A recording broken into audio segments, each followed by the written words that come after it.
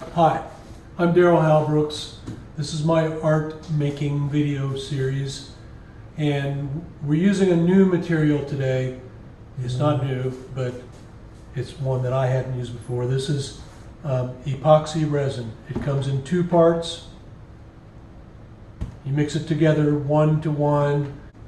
This is a piece of art that I've made using this process. You're going to find lots of art out there that is what I call hobbyist art, and this was my first experiment with these. I'm not going to talk about this because this isn't real art, but as you can see, it's a beautiful seascape with rocks in it and so on. Here's another one. This is one of my first experiments with this. This is not art. This is a combination of the epoxy resin and handmade paper. This other one that I showed you to begin with is an experiment using some of the capabilities of the resin, and it is a pain in the ass to do these things. So making real art with this, or as Douglas Adams would say, being part of the art snobbling committee, requires thinking outside the hobbyist box. So some of the paintings you see here are done with my previous method that you can look at those videos. These are made on plexiglass using polyester resin. Here's a whole group of them hanging up the stairway and so on. You've seen these before if you've looked at my previous videos. I'm going to talk about the materials that you need to do this and the difference between the epoxy and the polyester resin. This is the polyester resin, which requires a liquid hardener. The advantage of it is this: you can put it on, go away and do something for about a half hour, come back and it's hardened. Mixing this epoxy resin 1-to-1 requires putting it on and leaving it overnight. So you can't do anything quickly, and that is the big disadvantage of it. The advantage is, like with this piece here, I didn't have to sand it to get it slick and shiny. When it dries, it's slick and shiny. You can sand it if you're going to put another layer over it, and the next layer will also be slick and shiny and transparent if you want to. So the big problem with it is drying time. So I use both of them. Like, for example, on the back, when I have to put the hanger on there, I put the hanger on with polyester resin. And if I lift it up by this, it can hang on the wall. This is a piece I'm working on now. It's a three-dimensional box constructed from plexiglass. Here's the back side. This is a piece of plexiglass that's been glued onto the interior of the box using the polyester resin. Dries quickly because I'm going to be sanding that down from the other side and adding things into it. The box itself is put together using a kind of epoxy resin that comes in a tube. It's called UV resin. It's the same thing the dentists use inside your teeth when they're putting a permanent cap on your teeth. And you've seen them go inside there with that little light they shine. That's what this is. The light, the UV light, hardens this resin, makes an excellent glue, and so that's put together with that. I've had the sanding I've done on this, instead of days of sanding on the surface, I just sanded down the top of this where this resin ran over the side. When I say resin, usually if you look at people who are working with this, what they're usually doing is pouring on the resin and then putting things into it. Alcohol, inks, other colorants, and they make swirly little marks. You make beautiful things. This is what I mean by the hobbyist stuff. They're not really attempting to make art. They're attempting to make something that is pretty. This started out as a piece of plexiglass with a light sanding.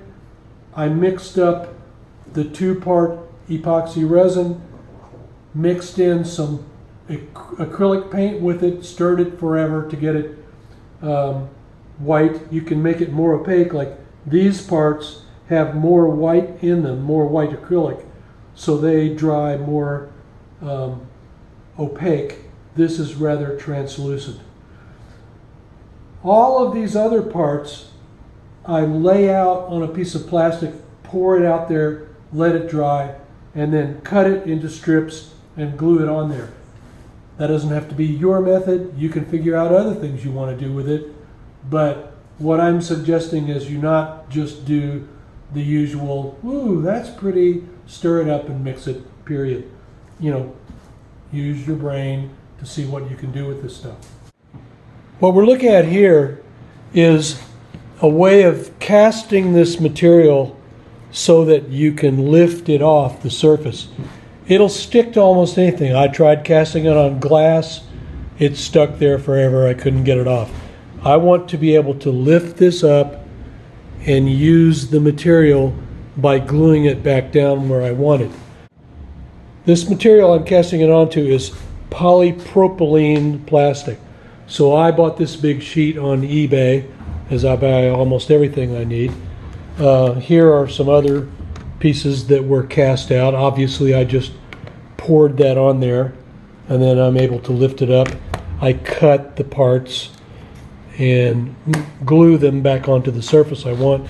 This was a solid pour of about 24, maybe 30 inches by 6 inches or something like that. Here are the edges that are left over. I love these beautiful edges, but I've cut it into these strips because on this piece I'm working on over here, I have sanded surfaces, so I'm going to glue those strips back onto this surface. If you look down into this, you'll see some areas, like here you can probably see a little indentation where I took the cut pieces and pressed them down into the wet material that I originally cast on here. Some of these are glued on later on top of the second piece that I've glued on. When I'm finished with this, I'm going to tape off the edges and cover the whole thing with epoxy again that is clear. So you'll have a clear covering over that surface. I'm not suggesting that you do this method. You could mix up your epoxy and put dog hair into it and then lay the dog hair all over the surface and you'll have a clear casting of dog hair. You might want that. Dog hair might be the next great piece of snobbled art. And a lot of these pieces, like this white piece, was put on with spray adhesive, a permanent kind of spray adhesive that is used in the automotive industry. But I don't really trust it to last forever. That's one of the reasons I'm going to put the clear epoxy over the top of all this. I had put on this little piece here to cover up the transparency you can see of a brace through here with the spray adhesive, and it came off. So I'm going to use this other method. I've told you about the UV glue. Here is one of them. This is a super UV glue. You put a drop of that on there and you hit it with this little UV light. There it is. Okay, here is the little bead of glue that I put on. Turn on the little UV lamp and seal that up.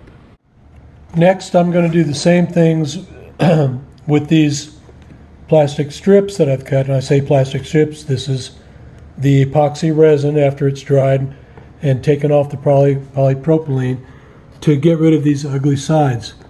So I won't show you the procedure, but I'm going to put the UV glue on there and hit it with that light and hopefully get it to stay on there so I have a nice slick surface. Another way of doing this, probably a better way of doing it, is I took it outside so natural sunlight can hit it instead of using that tiny little UV light, and I've pressed it in there, and so I'm going to keep doing that all the way around. Before I put the glue on, I also sanded the back of each one of these strips so that give it a little more grip. It doesn't take long. It sets up under UV in about a minute or so.